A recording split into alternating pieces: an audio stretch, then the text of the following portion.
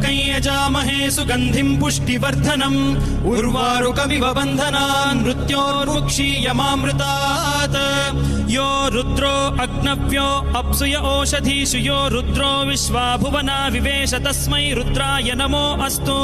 तमुष्टु हि यस्विषुः सुधन्वायो विश्वस्य क्षयति भेषजस्य यक्ष्वा महेशौ मनसाय रुद्रन्नमोभिर्देवमसुरं दुवस्य